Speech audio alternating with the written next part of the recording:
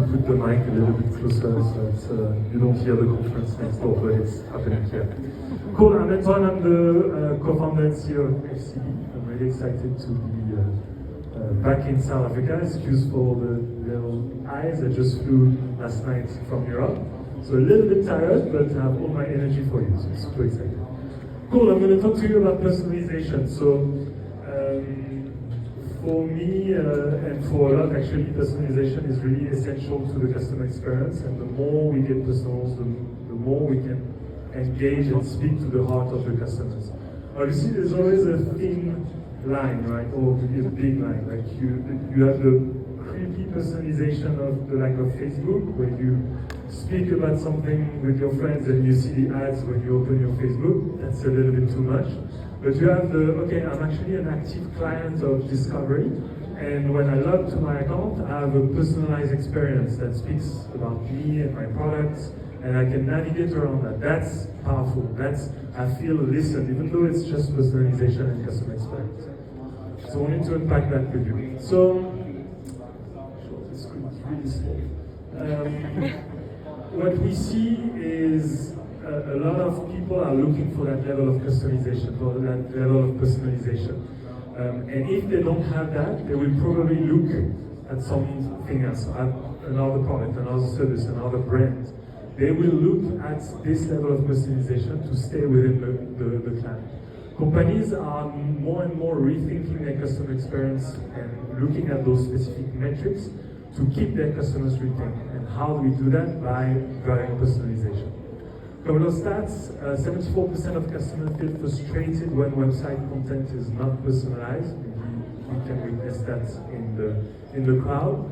And up to 50% of reduction of the customer acquisition cost can be achieved by applying personalization.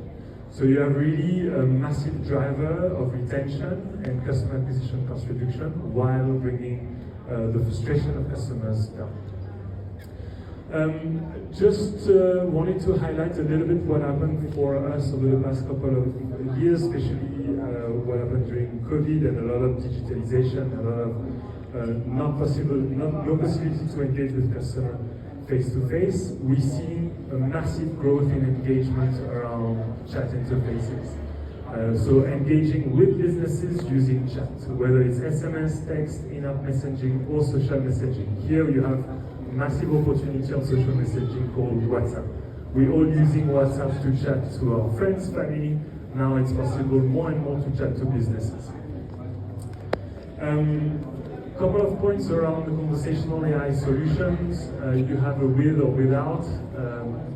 Let's say if I start with the without conversational AI, especially in the financial industry, you have a lot of human experience, a lot of human steps that are required to acquire, to service, to retain the customers.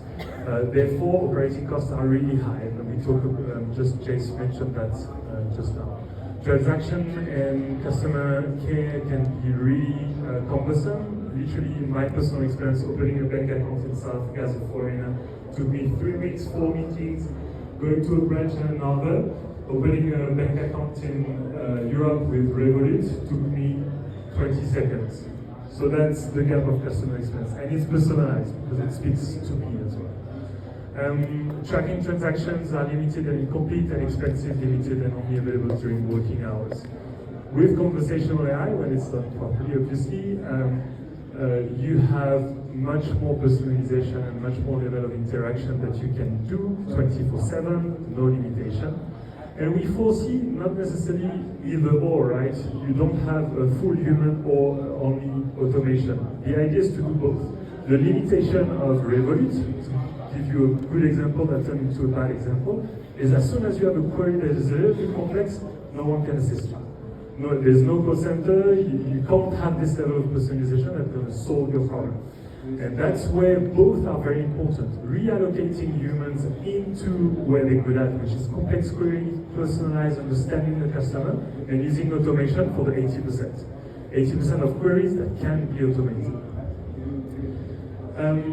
I know I don't have a lot of time, but I just wanted to give you some insight on how to deliver personalized experience and where to start. The first thing, you need data. You need to develop the customer profiles. Who are your customers? How old are they? The demographics. Because you can't get personalized if you don't have this data somewhere. We can't create that data, right? Give customers choices, super important. Personalization comes down to giving choice to user. I want to speak to a human now, or actually I'm not comfortable speaking to a human, I want to do that on WhatsApp right now. That's two different user experiences for the same objective. And that's important to not frustrate customers. Develop a self-service experience. That's your best way to gather data on what customers want, what questions do they ask, and how you can use that learning into a continuous development process. Empower the sales and servicing team. Often, automation is brought completely apart from the internal sales and servicing team. And therefore, sales and servicing team operate in a certain way. Automation can be either outsourced or done in another way. And that's where it's very important to connect the two. User feedback, so continuous learning. For us, what is super key in those experiences is A/B testing. I'm going to test one scenario, see how the audience likes it, and then I'm going to test another scenario, B scenario. And the data speaks. The conversion, the engagement, that's what is important. Start iterating with voice and multilingual. We'll show you something, but for us, adding more channels, more options, more choice for the user. Some user would like to have the voice capability, and Paillusseau here is going to speak about that in more details. Others would like to speak in their own language to businesses, not only English. South Africa is a beautiful nation with 11 official languages, and financial services only engages in English. So that's limiting, that's not personalized. Balance using interaction, process automation, we can unpack that, but it's really around connecting different services, becoming an orchestrator of a customer experience using multiple external partners, and use specialized CX and vertical expert partners to help you implement that. Don't know if the demo is going to work. It is not going to work. Okay, this was a really exciting demo that is not going to work, but I'm going to tell it to you verbally and then I'm done. So here what we try to develop is a multilingual AI agent with the intelligence of being able to switch languages live. So instead of saying, I want to speak in English and then having the English experience, being able to speak like you hear in the streets, you know, when you have half of a sentence in English and then a couple of words in Zulu and then back in English. That's what we wanted to have, this dynamic approach of multilingual that will represent what we hear in the streets. And that was the demo. I'm super excited that you could see it. But yeah, very happy to unpack that demo with you if you want. But this is the kind of personalization. This is, you know, this little thing that makes a difference in a sale or in a digital approach from a customer that has a very basic experience and this kind of level of personalization. And I think I'm good, 2 more minutes, then I can maybe take some questions if you have.